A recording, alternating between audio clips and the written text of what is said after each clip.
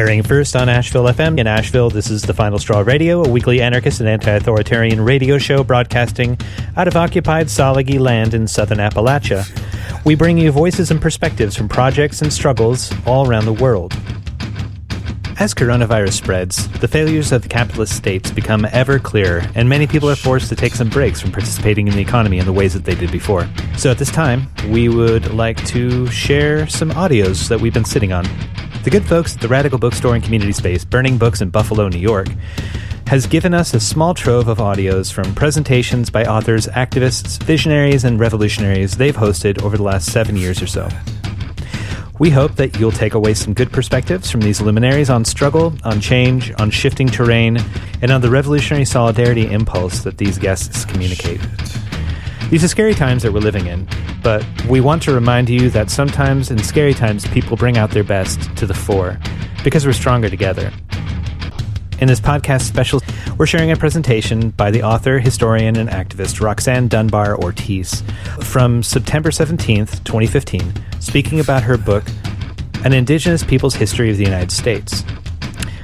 Here's a quote from her website, reddirtsite.com. Quote, Roxanne Dunbar-Ortiz grew up in rural Oklahoma, the daughter of a tenant farmer and part Indian mother. She has been active in the international indigenous movement for more than 4 decades, and she is known for her lifelong commitment to national and international social justice issues. After receiving her PhD in history at the University of California at Los Angeles, she taught in the newly established Native American Studies program at California State University, Haywood, and helped found the departments of Ethnic Studies and Women's Studies. Unquote. The audio cuts off rather suddenly, just after about an hour of recording. So we lose Dr. Dunbar-Ortiz partway through the sentence. We'll have more information at the end of this about where you can find more of her writings. And just so you know, for the sake of anonymity, we're going to be recording questions asked of the authors in this series with our own voices. We weren't there, though, really. If anybody's not on our email list yet, or you want to get on our Friends of Burning Books list to help fund our store, because it's a very hard endeavor to fund, and fighting the good fight doesn't always pay well. So we're going to pass these around, and so yeah, that's so okay, yeah, check. Oh, we have a bathroom up here, 2 exits, and so I'm not going to go into a lot about tonight and Roxanne's speech because she's so well spoken, but I'm really appreciative that she came all the way from California. She spoke at ECC today. She's speaking at Upstate tomorrow, and she'll speak again here and on the radio.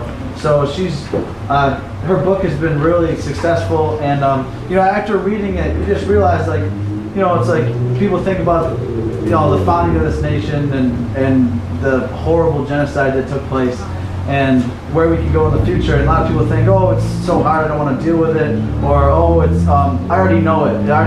But it's after reading the book, I mean, I know I'm never going to know enough, but you realize you really don't know, and the way and perspective that Roxanne puts it is really strong, and it also it gives us help to move in the future against things that are still alive today, issues that are still going on. The United States still being an imperialist power, indigenous people and nations still struggling, and hopefully that we can rebuild and for a brighter future. People being reclaim lands and take lands back and all these type of things. And so, lastly, Roxanne came from far away. We need money, so please. And it's so hot in here. We're trying to get a cooling system in here for the summer. So we really need all your greens in here. So we're gonna pass that around, and without further ado, I'll introduce Roxanne Dunbar-Ortiz, and thanks so much for coming.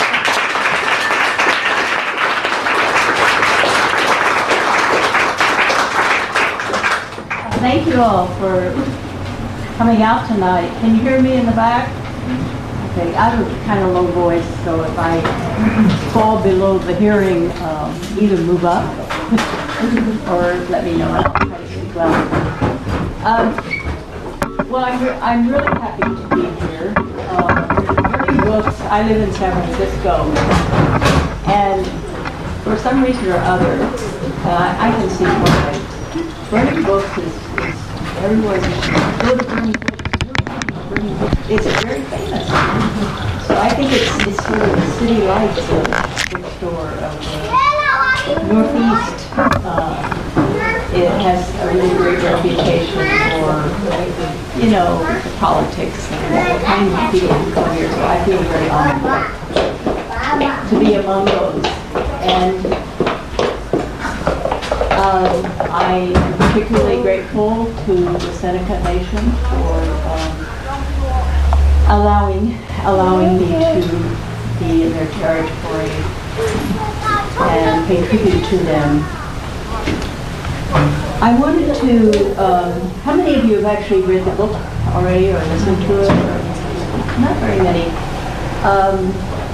So I won't be repeating too much, but I think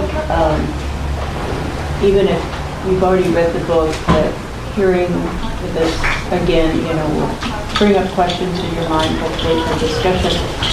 And what time do you close? It doesn't matter. Oh, midnight or something. I have to speak at 9 in the morning. Keep you all night. I thought I would read at least a part of the first chapter. And this first chapter is called Follow the Fore. And in this, my strategy in this book is to completely change the way we look at United States history.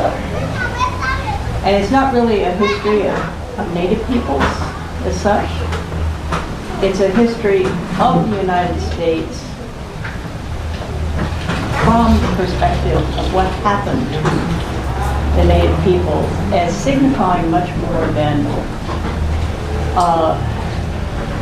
changing everything in the world, and including the situation at the present. So this is the chapter about before the Europeans invaded. And so for migrations, migration theories and all, I talk about Bering Straits and all of that later, but what I try to demonstrate here is the way to find out how people came to be in the Americas and what they did is you have to follow the corn.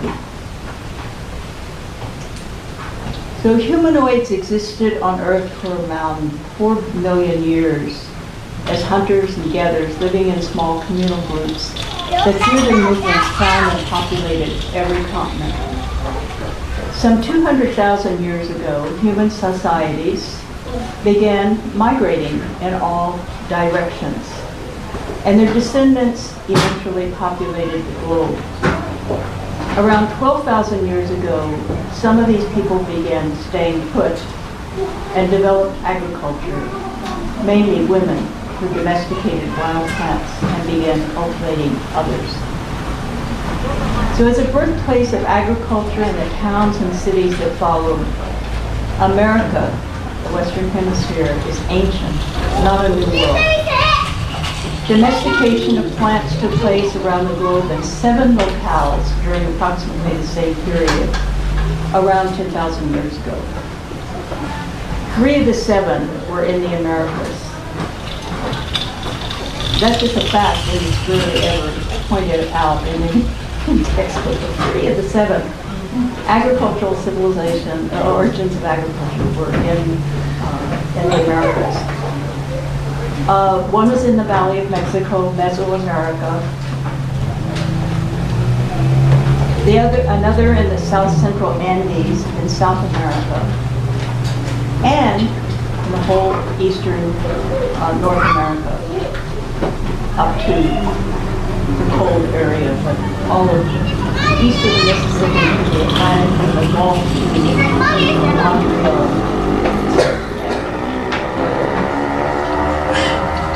Huge area of agricultural civilization. The other ones you might remember from 2nd or 3rd grade is the Tigris, Euphrates, and Nile river systems. Sub-Saharan Africa, and the Yellow River of northern China, and the Yangtze River of southern China. During this period of time, these rise of these civilizations, many of the same human societies began domesticating animals. Only in the American continents was the parallel domestication of animals skewed in favor of a form of game management, a kind of animal husbandry different from that developed in Africa and Asia. In these 7 areas, agricultural-based societies developed in symbiosis, hunting, fishing, and gathering peoples on the peripheries, huge trade networks. So, the sacred corn food. Indigenous American agriculture was based on corn. Traces of cultivated corn have been identified in central Mexico dating back to 10,000 years. 12 to 14 centuries later, corn production has spread throughout the temperate and tropical America, from the southern tip of South America to the subarctic of North America, and from the Pacific to the Atlantic Ocean on both continents. The wild grain from which corn was cultivated has never been identified with certainty. You know, there's wild wheat, wild millet, wild barley. There's a wild form. It can reproduce itself. If you want it to be perfected, you hybrid it. Corn has to be planted by human hands every time. It cannot reproduce itself, so it doesn't have any connection with the wild form. And that's unique, really, in the, among all human creation. Corn. It's very special. So because of that, with not knowing this source, we might as well accept the indigenous people's explanation that it was a sacred gift from their gods. Since there's no evidence of corn on any other continent prior to its post-Columbus dispersal, its development is a unique invention of the original American agriculturalists. No corn in China, no corn couldn't have been, it had to be invented here. And unlike most grains, corn cannot exist without very attentive human care. Along with multiple varieties and colors of corn, you always see them this time of year as called Indian corn. People put on ornamental. You see all the different colors. There were some 90 or so different colors, each with different nutrients.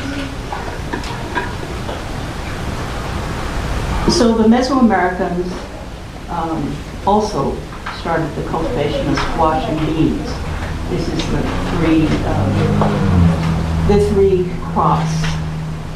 And these were then extended throughout the hemisphere, as were many varieties and colors of potato cultivated by Andean farmers beginning more than 7,000 years ago. Many of the areas where corn was a staple were arid and semi-arid, not through the eastern part of North America, but certainly in Mexico and the Southwest. So its cultivation required the design and construction of complex irrigation systems, in place at least 2,000 years before Europeans knew the Americas existed. The proliferation of agriculture and cultigens could not have occurred without centuries of cultural and commercial interchange among the peoples of the North, Central, and South America, whose traders carried seeds as well as other goods and cultural practices. The vast reach and capacity of indigenous grain production impressed colonialist Europeans. A traveler in French-occupied North America, in this area, related in 1669 that 6 square miles of cornfields surrounded each Iroquois village. The governor of New France, following a military raid in the 1680s, reported that he had destroyed more than 1 million bushels, 42,000 tons of corn belonging to 4 Iroquois villages.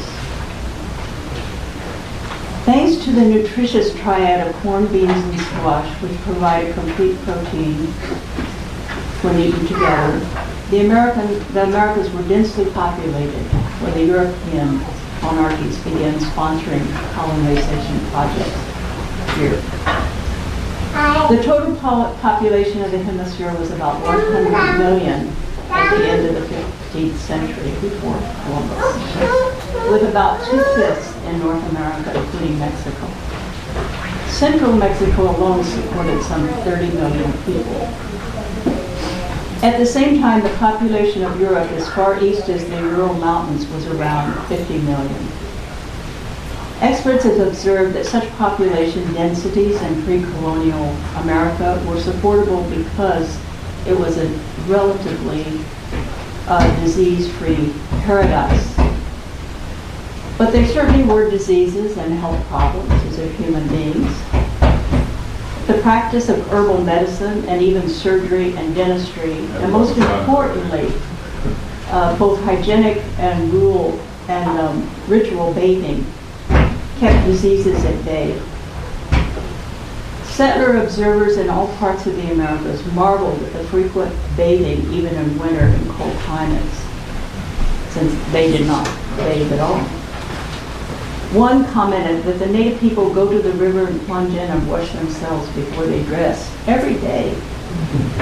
Another wrote, men, women, and children from early infancy are in the habit of bathing. Ritual sweat baths were common to all native North Americans, too, having originated in Mexico. Above all, the majority of indigenous peoples in the Americas had healthy, mostly vegetarian diets based on the staple of corn and supplemented by wild fish, fowl, and four-legged animals.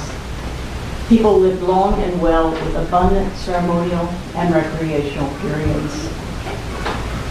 The pueblos traditionally, they still have this, out of 365 days a year by the Western calendar, over 200 of those days are ceremonial days. That's a lot. That's celebration. That's time off work.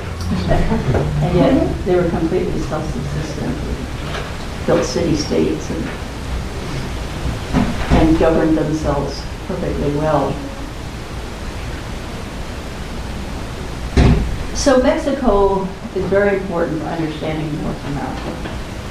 As on the two other major continental land masses, Eurasia and Africa, civilization in the Americas emerged from certain population centers with periods of vigorous growth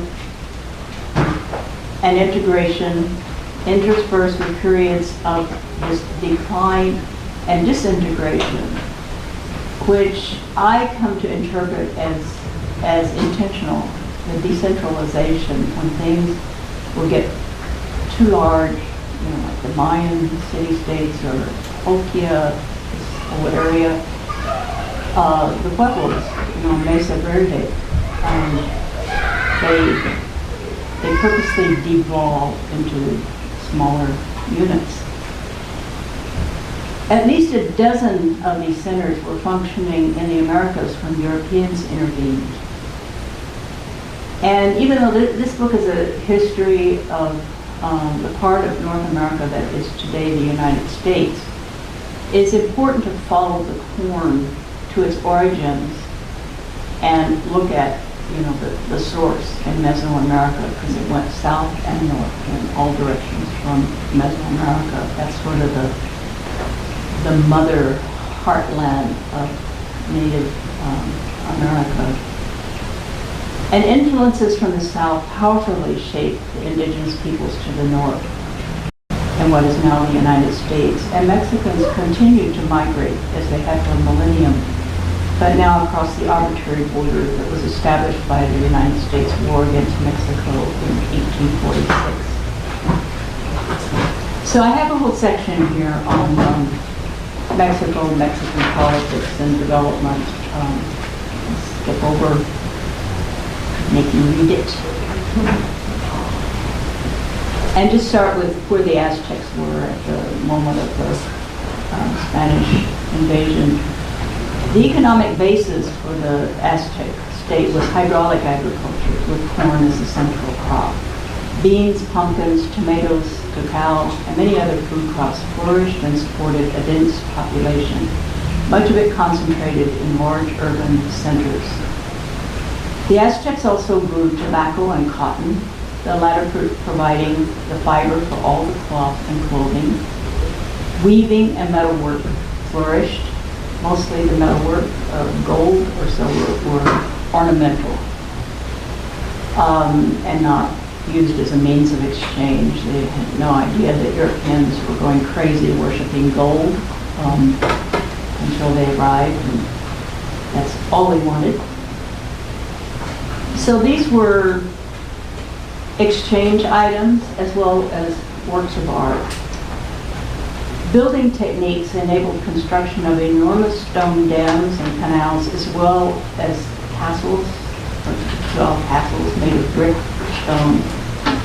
There were elaborate markets in each city and a far-flung trade network that used routes that had already been established by the Toltecs in earlier centuries. The Aztecs came from the north, migrated, not all of them. The Hopi are descendants of our ancestors of the Aztecs. But they ended up in central Mexico. Aztec merchants acquired turquoise from pueblos who mined it in what is now the U.S. Southwest to sell in central Mexico, where it had become a valued form of exchange. 65,000 turquoise artifacts in Chaco Canyon, New Mexico are evidence of the importance of turquoise as a major pre-colonial exchange item. Other items were also valuable for trade, salt being close to turquoise in value.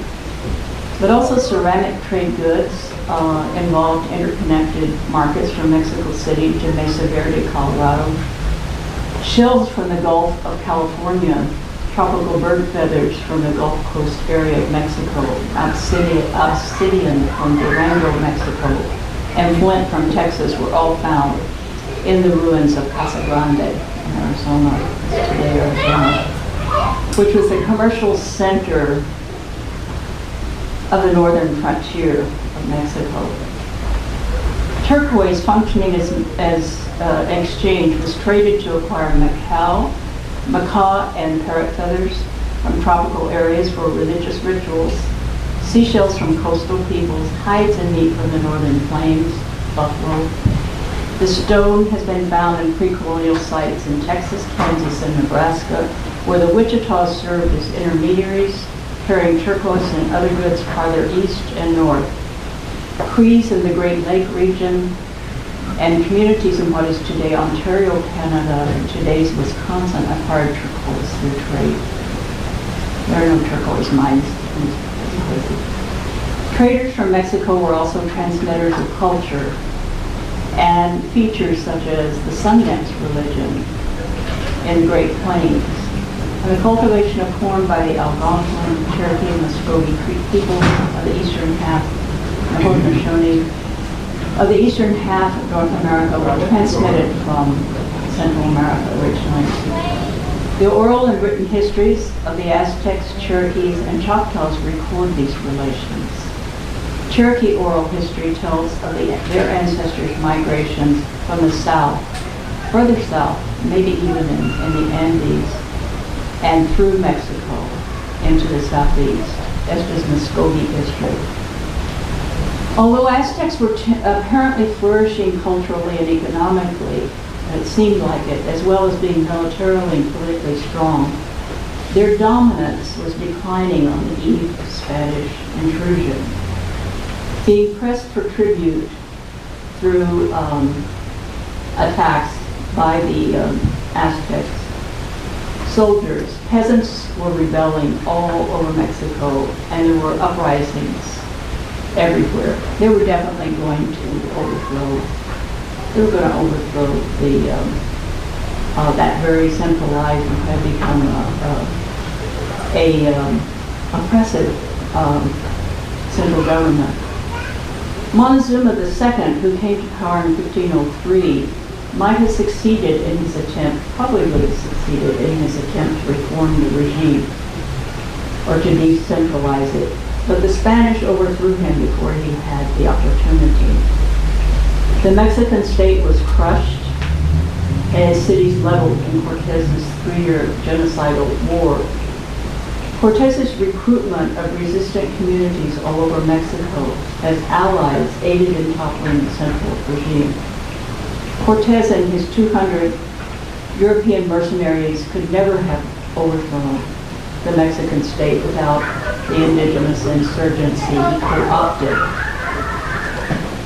It's a very interesting pattern of colonialism that take the United States, just examples from the late 19th, early 20th century, intervening in the former Spanish-controlled Cuba when revolution was taking place to overthrow the Spanish. The U.S. went in and co-opted that revolution and then occupied it. Same in the Philippines. A movement to armed movement to overthrow the Spanish regime and national liberation movement that in 1898 the United States co-opted and then turned on the rebels, of course, and didn't empower them. Seems like that still happens today. So that is a tendency of a pattern of colonialism and imperialism. The resistant peoples who allied with Cortez to overthrow the oppressive Aztec regime, just like the Filipinos later, or the Cubans, could not have known the goals of the gold-obsessed Spanish colonizers or the European institutions that backed them. And I have the next chapter, The Culture of Conquest, is on those institutions that were built in Europe with the Crusades, the accumulation of wealth through the Crusades, and the militarism that formed, and then, more importantly for what's the United States, is the British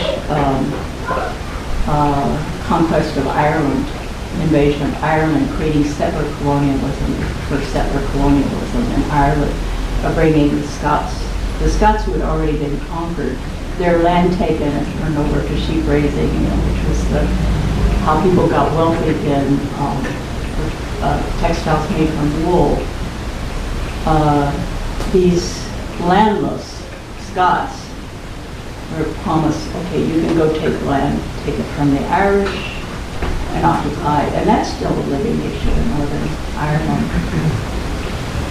It's always framed as Protestant Catholic, but it's not, it's colonialism.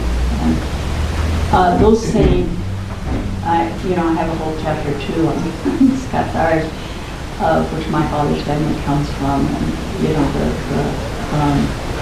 they did not grow very wealthy, most of them, but they were the frontier fighters who cleared the land, and the army would come in and remove the native people. So they were I call them the foot soldiers of empire, which doesn't please many people in our family on the Dunbar side. So,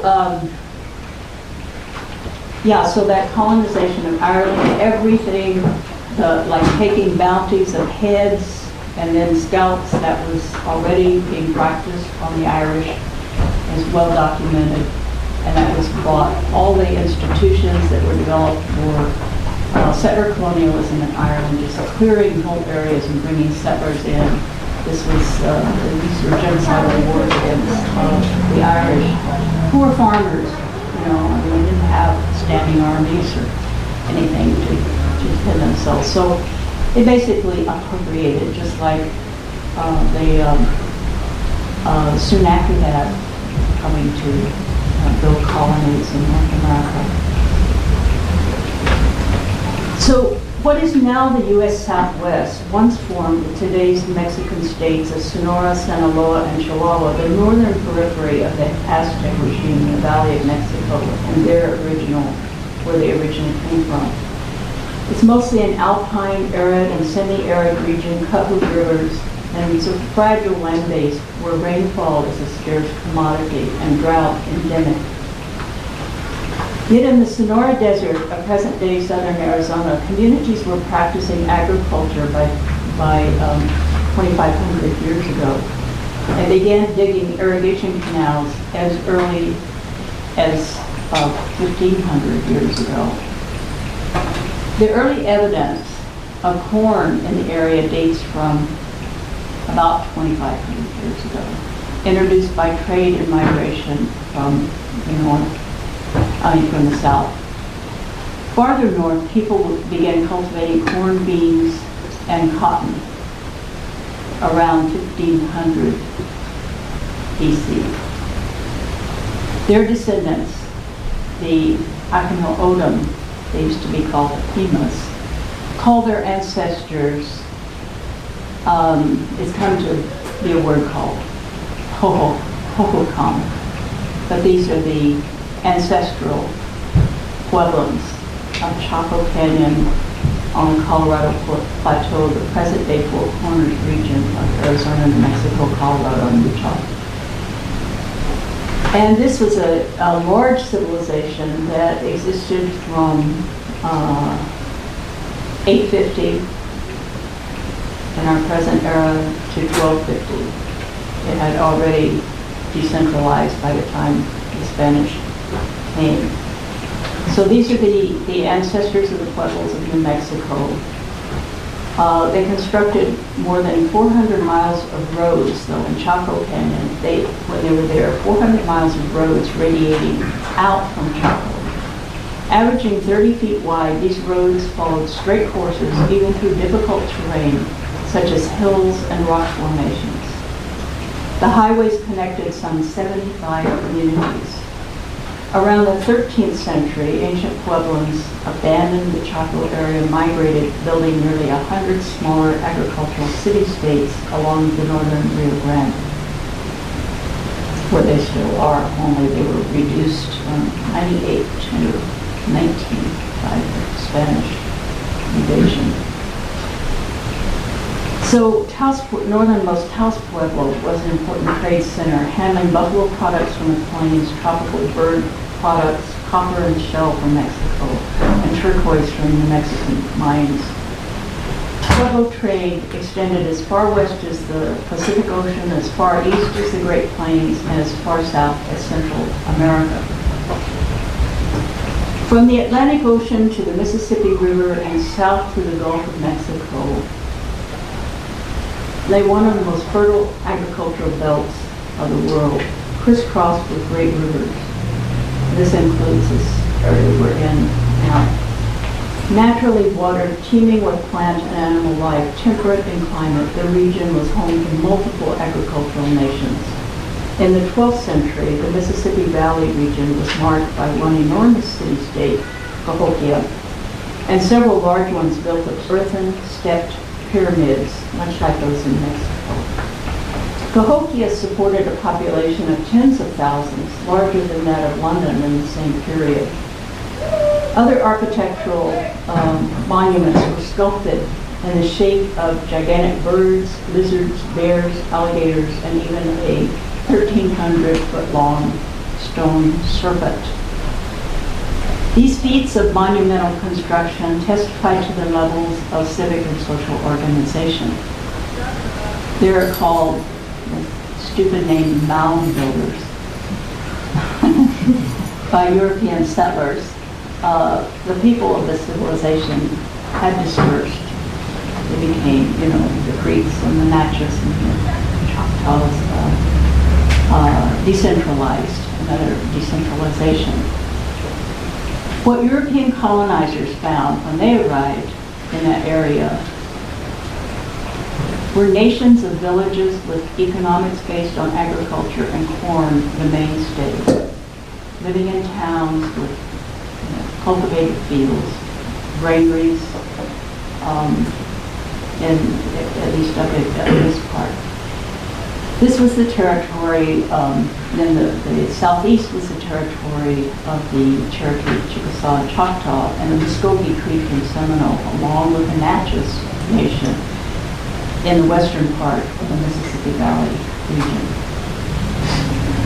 Most of the Natchez people were first invaded by the Spanish for slave raiding, and in that first 80 years of Spanish conquest in North America,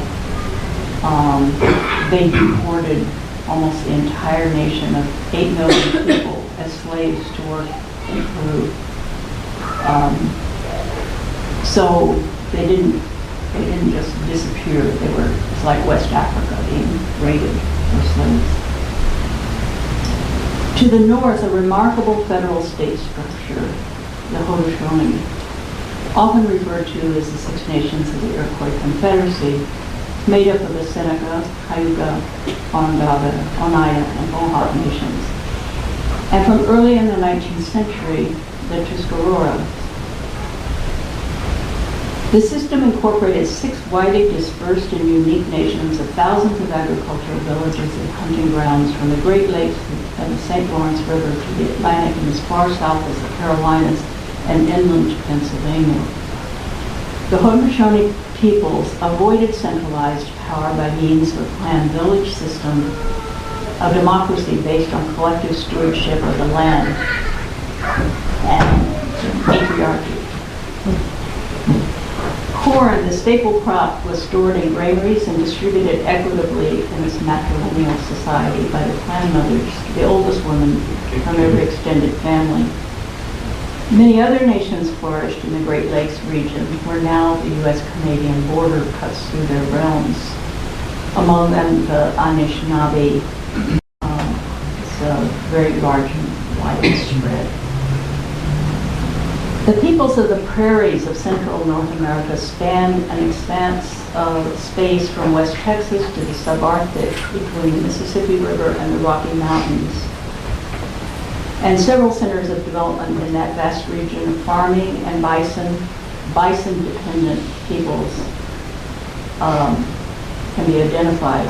In the prairies of Canada, the Crees, and the Dakotas, the Lakota and Dakota, and the Great Sioux Nation.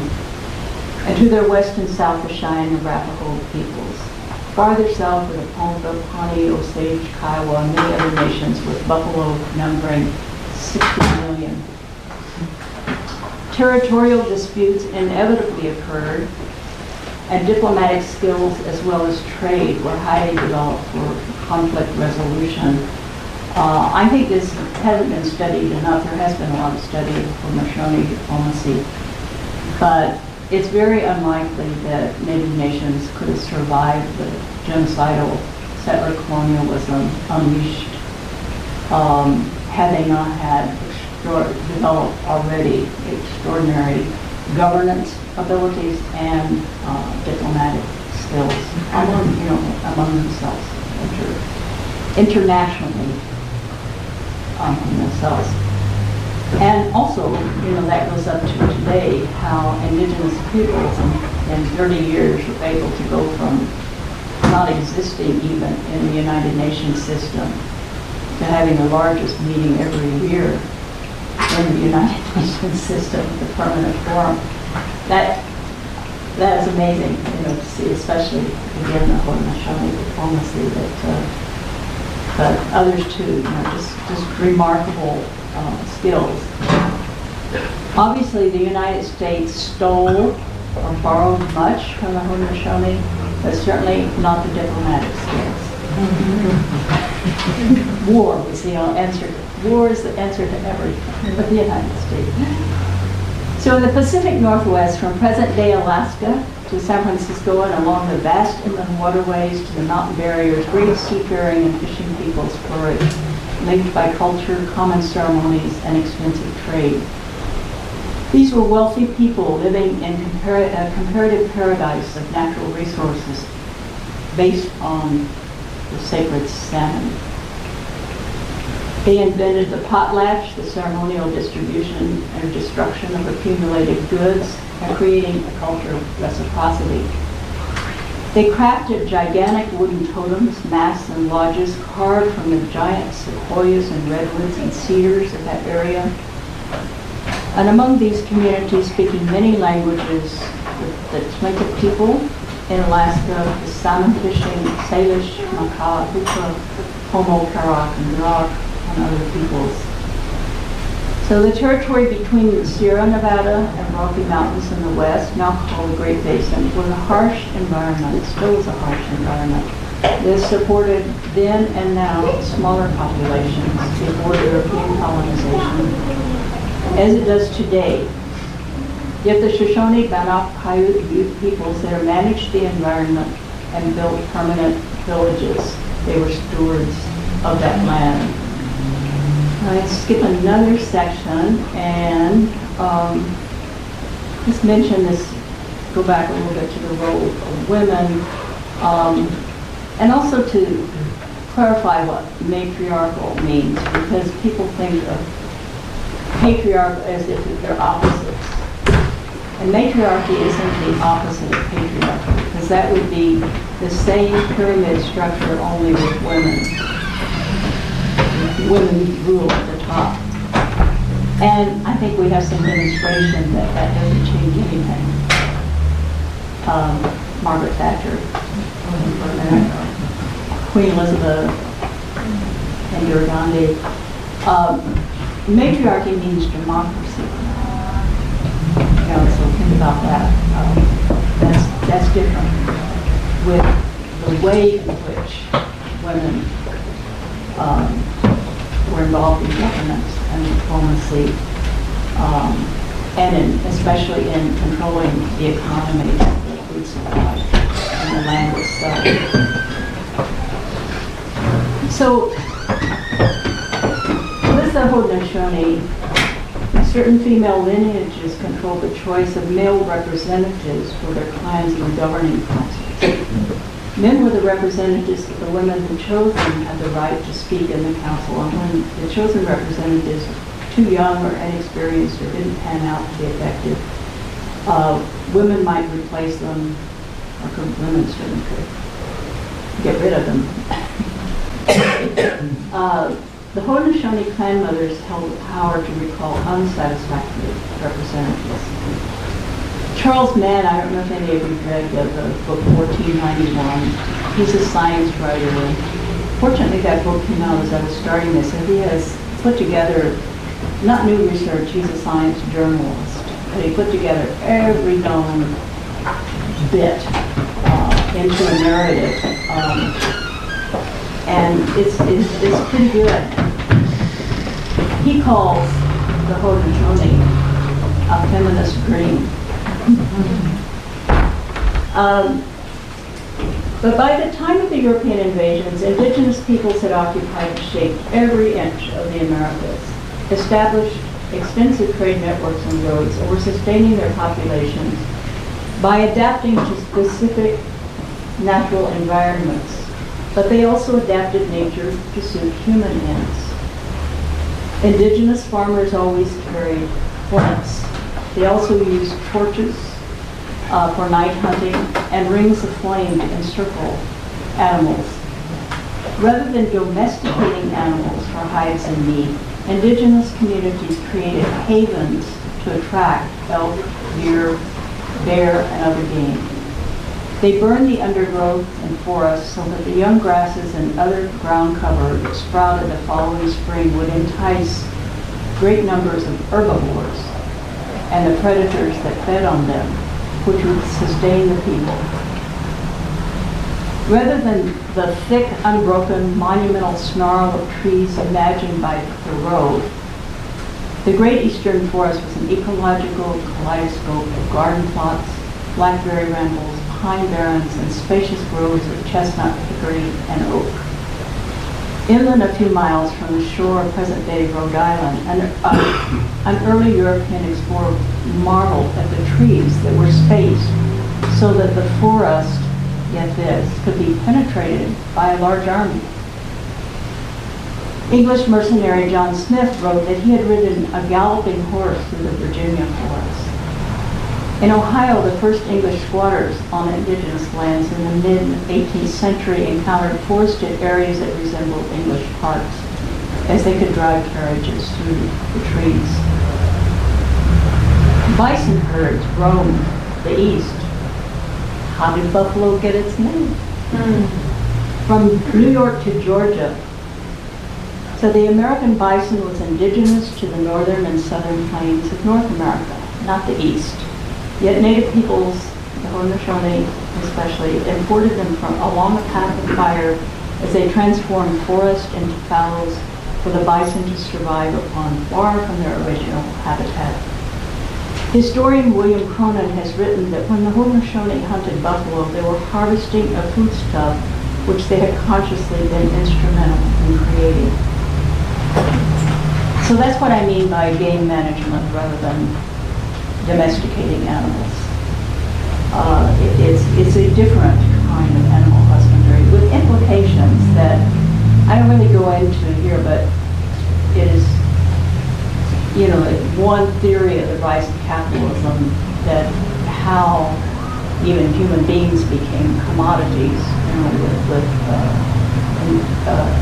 African slavery, the transatlantic slave trade, but how land became a commodity that started with commodifying animals. So the only animal that was bred and created in hybrid were the dogs, and they were considered sacred. Dogs were, Aztec dogs were sacred. And now and then a parrot, you know, or feathers to take the feathers, but they were not really domesticated. Their feathers were taken. So they did not, I think purposely did not.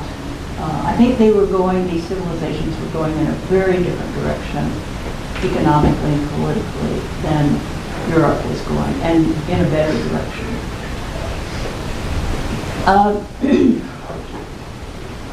As for the Great American Desert, as Anglo-Americans call the Great Plains, and Oklahoma, where I'm from, the occupants transformed that too into game farms. Using fire, they extended the giant grasslands and maintained them for the buffalo. When Lewis and Clark began their trek up the Missouri River in 1804, they beheld not a wilderness, but a vast pasture managed by and for Native Americans. Native Americans created the world's largest gardens and grazing lands and thrived.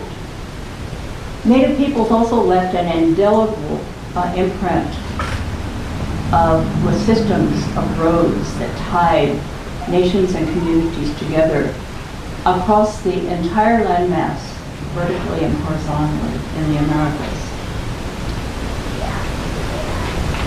One scholar's written, the first thing to note about early Native American roads is that they were not just paths in the woods following animal tracks used mainly for hunting. Neither can they be characterized simply as the routes that nomadic peoples followed during seasonal migrations. Rather, they constituted an extensive system of roadways that spanned the Americas, making possible short, medium, and long-distance travel. That is to say, the pre-colonial Americans were laced together with a complex system of roads and paths which became the roadways that were appropriated by the early settlers, and indeed were ultimately transformed in the major highways that exist today. Roads were developed along rivers, and many indigenous roads in North America tracked the Mississippi, Ohio, Missouri, Columbia, and Colorado rivers, the Rio Grande, and other major streams. Roads also followed seacoasts. A major road, which still exists today, it's called the Pan American Highway today, ran along the Pacific coast from northern Alaska, where travelers could and did continue back and forth by boat to Siberia, south to an urban area in western Mexico. A branch of the road ran through the Sonora Desert and up onto the Colorado Plateau, serving the ancient towns and later communities of what is now the Hopis and Pueblos. the northern Rio Grande. From the Pueblo communities, roads eastward carried travelers onto the semi-arid plains along tributaries of the Pecos River and up to the communities of what is now eastern New Mexico, the Texas Panhandle, and West Texas. There were also roads from the northern Rio Grande to the southern plains of western Oklahoma by way of the Canadian and Cimarron rivers. The roads along those rivers and their tributaries led to a system of roads that followed rivers from the southeast. They also connected with ones that turned southward toward the Valley of Mexico. And then there were roads from the Valley of Mexico that went into South America. The eastern roads connected Muskogee Creek towns in present-day Georgia and Alabama. From the Muskogee towns, a major route led north through Cherokee lands, the Cumberland Gap, and the Shenandoah Valley region to the confluence of the Ohio River and the Scioto. From the northeastern part of the continent, a traveler could reach the west coast by following roads along the Ohio River to the Mississippi, up the Mississippi to the mouth of the Missouri, and along the Missouri westward to its headwaters. From there, a road crossed the Rocky Mountains through South Pass in present-day Wyoming and led to the Columbia River. The Columbia River Road led to the large population centers at that river's mouth on the Pacific Ocean and connected with that Pacific Coast Road. So North America in 1492 was not a virgin wilderness, but a network of indigenous nations and peoples of the corn. The link between peoples of the North and South can be seen in the diffusion of corn from Mesoamerica, and totally disproves, the time scale and everything else. We use this as the tracking device. The Bering Straits theory is totally defunct because it leaves out corn, it leaves out agricultural civilization. So it's no way that it's a fantasy of imperialism to, really not. It's a political theory. It's not a scientific theory. So both the Muskogees and Cherokees, whose original homelands in North America are located in the southeast, trace their lineage to migration from or through Mexico. Cherokee historian Emmett Starr wrote a long time, quite a while ago, in the 40s, the Cherokees most probably preceded by 700 years the Muskogees in their exodus from Mexico and swung in a wider circle, crossing the Mississippi River many miles north of the mouth of the Missouri River, as indicated by the mounds, the Cahokia. The Muskogees were probably driven out of Mexico by the Aztecs, Toltecs, or some other northern tribal invasions of the 9th or preceding centuries. This is evidenced by the customs and devices that are long retained by the Creeks. Another Cherokee writer, Robert Conley, tells of the oral tradition that claims Cherokee origins in South America and subsequent migration through Mexico. Later, with U.S. military invasions and relocations of the Muskogee and Cherokee peoples, many groups split off and sought refuge in Mexico, as did others under pressure, such as the Chickapoos.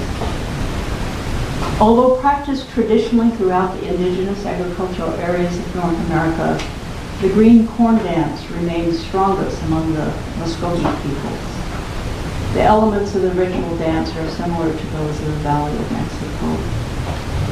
Although the dance takes forms among different communities, the core of it is the same, a commemoration of the gift of corn by an ancestral corn member. The peoples of the corn retain great affinities under the crust of colonialism. So why is this important for this? I think this is the rest of the history makes no sense unless you have this as the foundation for understanding. It's a very superficial overview of pre-colonial North America, but it suggests the magnitude of what was lost to all humanity and it counteracts the settler colonial myth of the wandering Neolithic hunter. These were civilizations based on advanced agriculture with very sophisticated governance, politics. And it's essential to understand these migrations and indigenous people's relationships with each other prior to the invasion, north and south, and how colonialism cut them off from each other. But some of these relations, again, the word, are being reestablished today. It's very interesting to see people, reestablishing their connections with each other, long being separated. Colonialism does that too. It created the idea of tribalism in Africa and the Americas. So everyone's a little self-enclosed unit and they don't go anywhere else. It's a totally different, opposite. So thank you for bearing.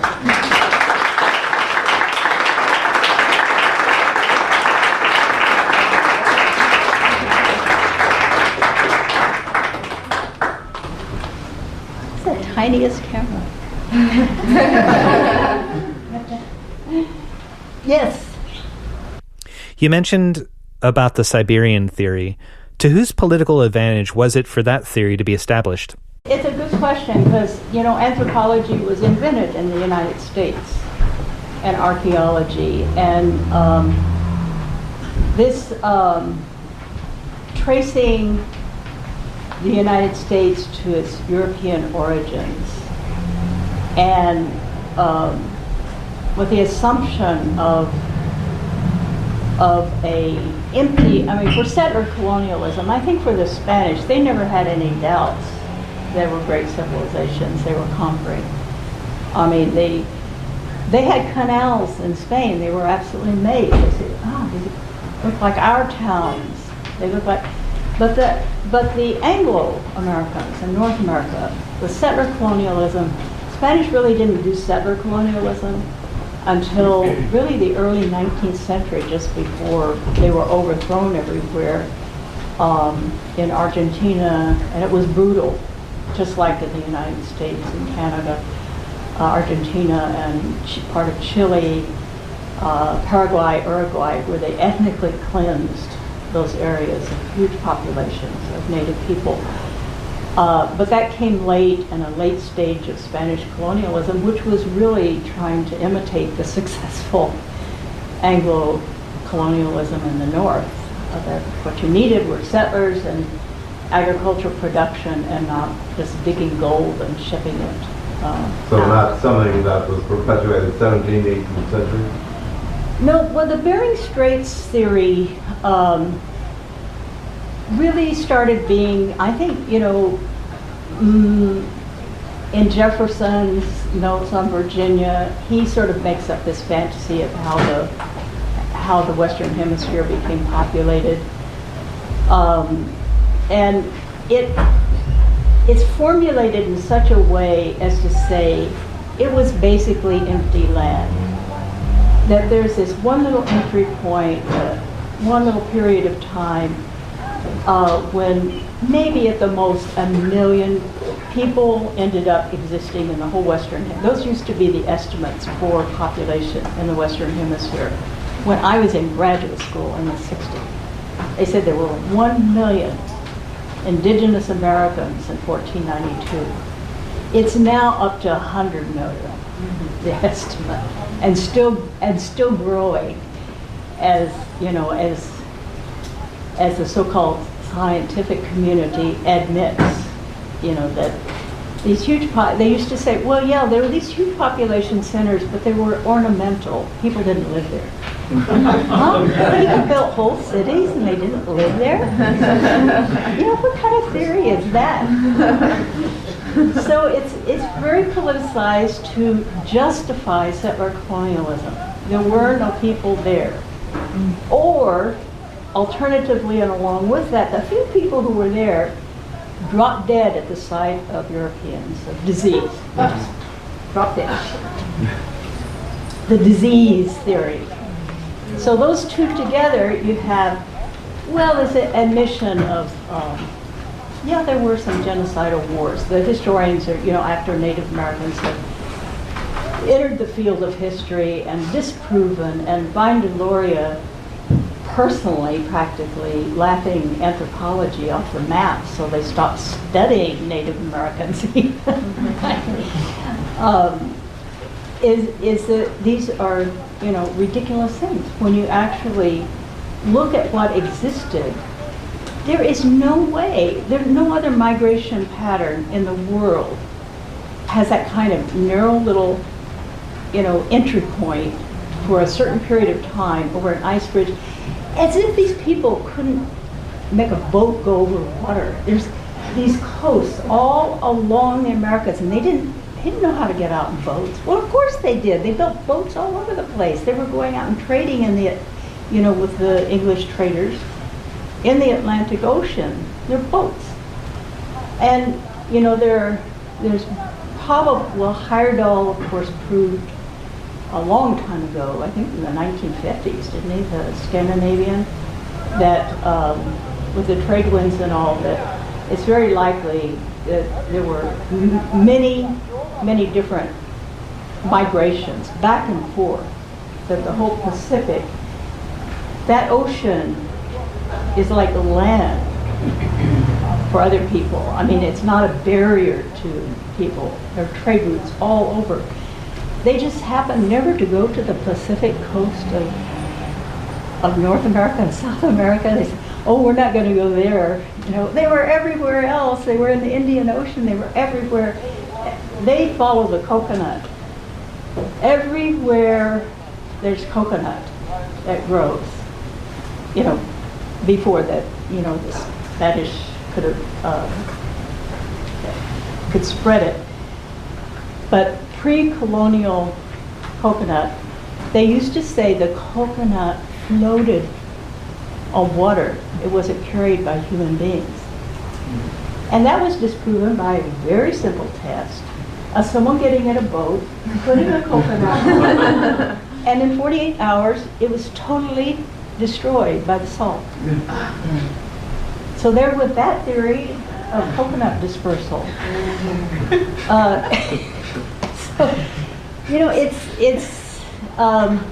It's amazing though how the lengths to which the so-called scientific community has gone to maintain this politicized theory of population. And as historians admit, its purpose is basically to deflect, the genocide, charges of genocide. And in recent times, it's, of course, they've disproven their own theories so often that also because along the coast, things are not as well preserved, although they are finding things now. That Kennewick Man, when they found Kennewick Man, and it dated it back to 15, 20,000 years up in what's now Washington State, they immediately said it wasn't a native person. It was actually like a European skull. I tell this story in here, this is the strangest story of the Kennewick Man. So this was big news, Native Americans were not the first people here. Europeans were. Kennewick Man is a European. How did he get here? This is so weird happening, and this was in like 2004. No, I was in 1994. It only recently, was it announced officially, yeah, Kennewick Man was a coastal Salish person. There's no doubt about it. And that didn't make the headlines, but 60 Minutes, every newspaper, every magazine, National Geographic, they all just jumped on the bandwagon of this one crazy archaeologist who fought in the courts to get the remains to test them. So this brings up another weird thing about North Americans is their cultish collection of the remains of Native Americans. I mean, it's cultish, not just the ceremonial items. Smithsonian has still up in it, even despite the law saying they have to return, they have thousands and thousands of uncatalogued skulls and body parts, bones, in the roof of the old, in the attic of the old Smithsonian. They have it. They say they don't know who to give them back to, but why they have them in the first place? They used to measure heads. That when I took physical anthropology at City College of San Francisco in 1960, I had to take a science, and that sounded easier than biology. But it was sickening. They were still measuring heads for intelligence in the 1960s, and that was disproven by Grover in the early 20th century. I found out later. I didn't know that. I thought, well, boy, I have a really little head.